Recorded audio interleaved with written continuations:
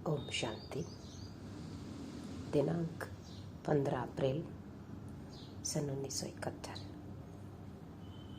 अव्यक्त माप दादा के मधुबन से उच्चारित मधुर महावाक्य। वाणी का विषय है त्रिमूर्ति बाप के बच्चे का त्रिमूर्ति कर्तव्य। मीठे मीठे बाप दादा बोले, त्रिमूर्ति बाप के बच्चे आप सभी भी त्रिमूर्ति हो। त्रिमूर्ति बन तीनों कार्य करते हो। इस समय 2 कर्तव्य करते हो, वह 3 कौन सा कर्तव्य करते हो? वह तीनों ही कर्तव्य साथ साथ करते हो। त्रिमूर्ति तो बने हो ना। जैसे त्रिमूर्ति बने हो वैसे ही त्रिकालदर्शी भी बने हो। हर कर्म व हर संकल्प की जो उत्पत्ति होती है वह त्रिकालदर्शी बनकर फिर संकल्प को कर्म में लाते हो।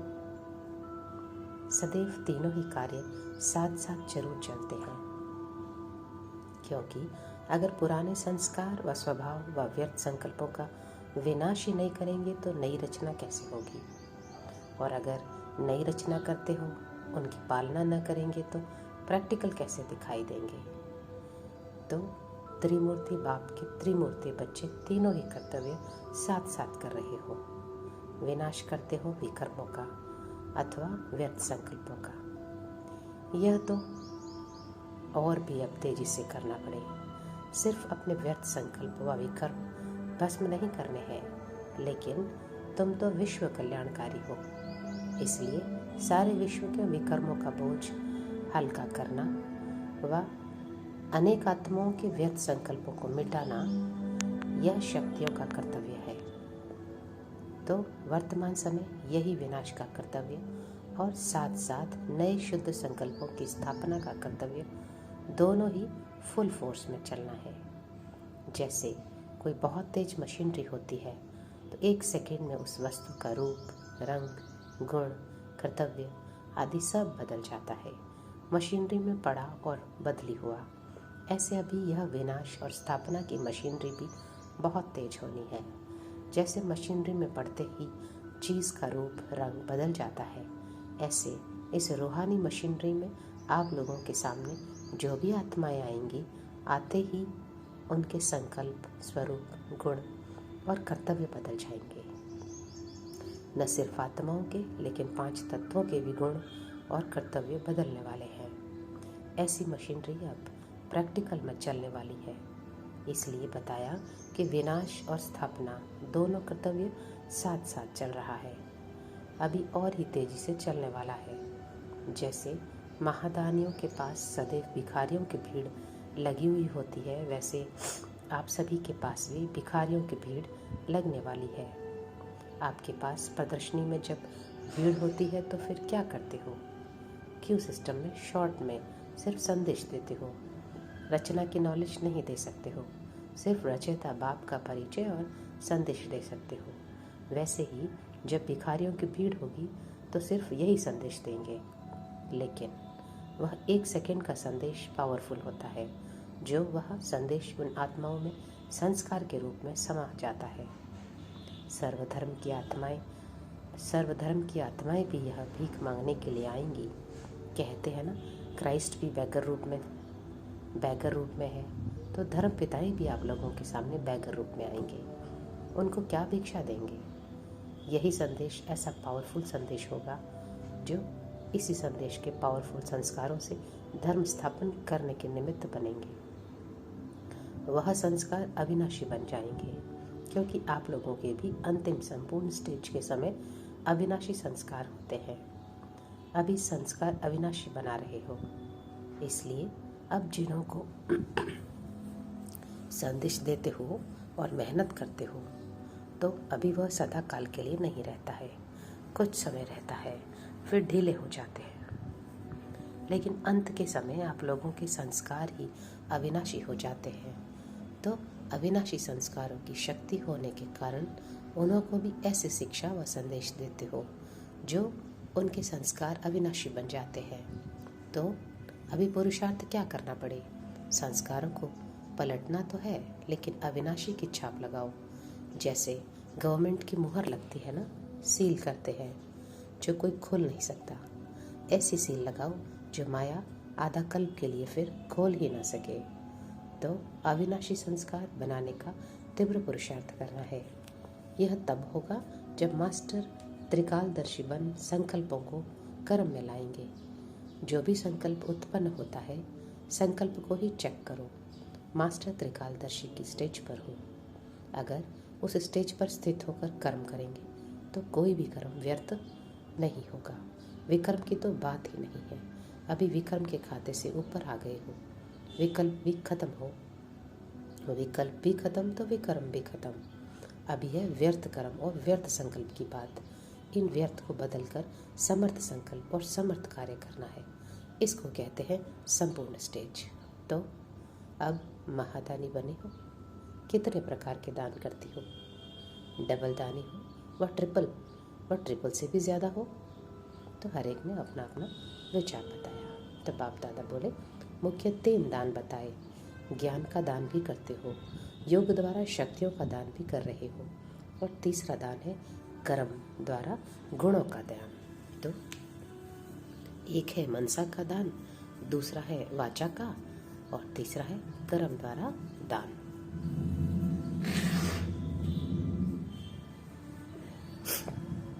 मनसा द्वारा सर्व शक्तियों का दान, वाणी द्वारा ज्ञान का दान, कर्म द्वारा सर्व गुणों का दान।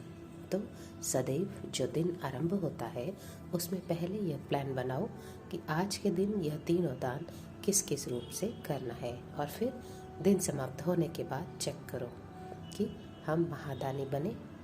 तीनों ही प्रकार का दान किया, क्योंकि तीनों प्रकार के दान की अपनी अपनी प्रारब्ध व प्राप्ति है। जैसे भक्ति मार्ग में जो जिस प्रकार का दान करता है उसको उस प्रकार की प्राप्ति होती है, ऐसे ही जो इस महान जीवन में जितना और जैसा दान करता है उतना और वैसा ही भविष्य बनता है। न सिर्फ भविष्य लेकिन प्रत्यक्ष फल भी मिलता है। अगर कोई वाणी का व कर्म का दान नहीं करते हैं, सिर्फ मनसा का दान करते हैं, तो उनको प्रत्यक्ष फल और मिलता है। अभी आप लोग कर्म फिलॉसफी को अच्छी रीति जान गए हो ना। तीनों दान की प्राप्ति अपनी अपनी है। जो तीनों ही दान करते हैं उनको तीनों ही फल प्रत्यक्ष रूप में मिलते हैं। आप कर्मों की गति को जानते हो ना। बताओ मनसा दान का प्रत्यक्ष फल क्या है? मनसा महादानी बनने वाले को प्रत्यक्ष फल यही प्राप्त होता है। एक तो वह अपनी मनसा अर्थात संकल्पों के ऊपर 1 सेकंड में विजयी बनता, अर्थात संकल्पों के ऊपर विजयी बनने की शक्ति प्राप्त होती है।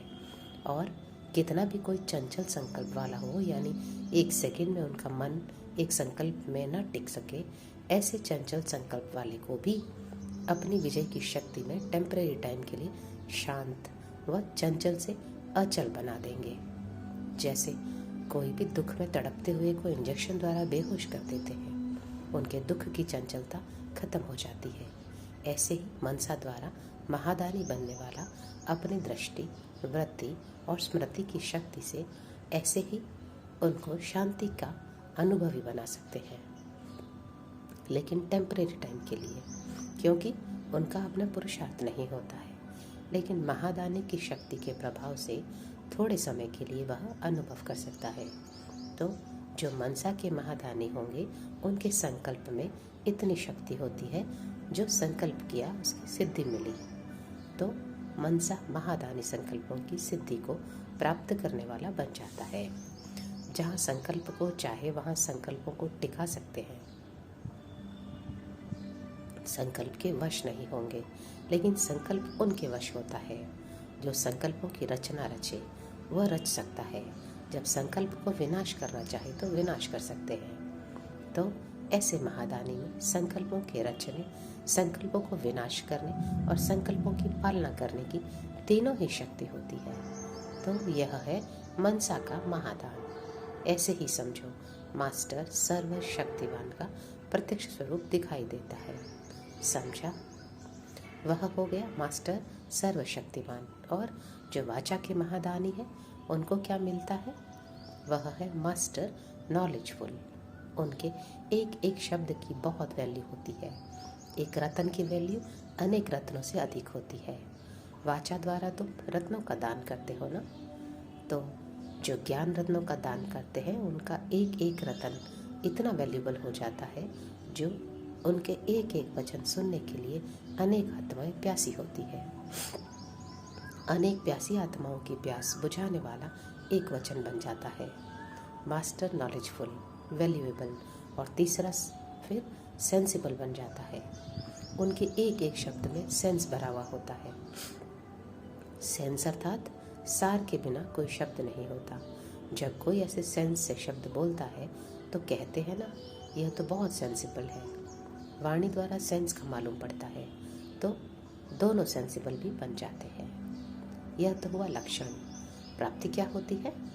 वाचा के दानी बनने वाले को विशेष प्राप्ति, एक तो खुशी रहती है क्योंकि धन को देख हर्षित होता है ना, और दूसरा वह कभी भी असंतुष्ट नहीं होंगे क्योंकि खजाना भरपूर होने के कारण, कोई अप्राप्त वस्तु न होने के कारण सदैव संतुष्ट और हर्षित रहेंगे। उनका एक एक बोल तीर समान लगेगा। जिसको जो बोलेंगे उनको वह लग जाएगा।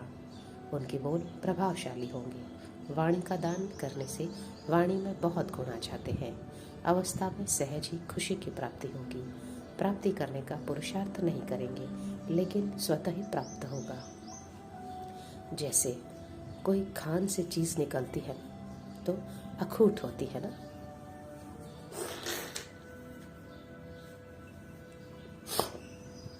ऐसे ही अंदर से खुशी स्वतः ही निकलती रहेगी। यह वरदान के रूप में प्राप्त होता है। खुशी के लिए पुरुषार्थ नहीं किया, पुरुषार्थ तो वाणी द्वारा दान करने का किया, प्राप्ति खुशी की हुई। कर्मणा द्वारा गुणों का दान करने के कारण कौन सी मूर्त बन जाएंगे? बाप दादा बोले फरिश्ता। कर्म अर्थात गुणों का दान करने से उनकी चलन और चेहरा दोनों ही फरिश्ते की तरह दिखाई देंगे। दोनों प्रकार की लाइट होगी, अर्थात प्रकाशमय भी और हल्कापन भी। जो भी कदम उठेगा वह हल्का होगा। बोझ महसूस नहीं करेंगे, जैसे कोई शक्ति चला रही है। हर कर्म में मदद की महसूसता करेंगे। हर कर्म में सर्व द्वारा प्राप्त हुआ वरदान अनुभव करेंगे। दूसरे हर कर्म द्वारा महादानी बनने वाला सर्व की आशीर्वाद के पात्र बनने के कारण सर्व वरदान की प्राप्ति अपने जीवन में अनुभव करेंगे। मेहनत से नहीं, लेकिन वरदान के रूप में। तो कर्म में दान करने वाला एक तो फरिश्ता रूप नजर आएगा, दूसरा सर्व वरदान रूप अपने को अनुभव करेगा। तो अपने को चेक करो, कोई भी दान करने में कमी तो नहीं करते हैं। तीनों दान करते हैं। तीनों दान करते हैं। तीनों का हिसाब किस न किस रूप से पूरा करना चाहिए। इसके लिए तरीके, चांस ढूंढो। ऐसे नहीं चांस मिले तो करेंगे, चांस लेना है, न कि चांस मिलेगा। ऐसे महादानी बनने से फिर लाइट और माइट का गोला नजर आएगा। आपके मस्तिष्क से लाइट का गोला नजर आएगा, और चलन से, वाणी से नॉलेज रूपी माइट का गोला नजर आएगा, अर्थात बीज नजर आएगा। मास्टर बीज रूप हो ना, ऐसे लाइट और माइट का गोला नजर आने वाले साक्षात और साक्षात्कार मूर्त बन जाएंगे। समझा? फिर बाप दादा बोले, यहाँ इस हॉल में ऐसा कोई चित्र है जिसमें लाइट और माइट के दोनों गोले हैं? तो कोई ने कहा कि श्री लक्ष्मी नारायण का, तो कोई ने कहा ब्रह्मा का। बाप दादा बोले, देखो, चित्र को देखने से चेहरा ही जैसे बदल जाता है, तो आप लोग भी ऐसे चैतन्य चित्र बनो जो देखते ही सभी के चरित्र और नैन चैन बदल जाए। ऐसा बनना है और बन भी रहे हो। वरदान भूमि में आना अर्थात वरदान के अधिकारी बनना। जैसे यात्रा पर जाते हैं, क्यों जाते हैं? तो किसी ने कहा पाप मिटाने। तो बाप दादा बोले, उस भूमि में यह विशेषता है तब तो जाते हैं। इस भूमि में फिर क्या विशेषता है? जो है ही वरदान भूमि, वहाँ वरदान तो प्राप्त है ही, अपने आप ही वरदान तो मिलेगा ना, मांगने की दरकार नहीं है। इसलिए आज से मांगना बंद, अपने को अधिकारी समझो। समझा? ओम शांति।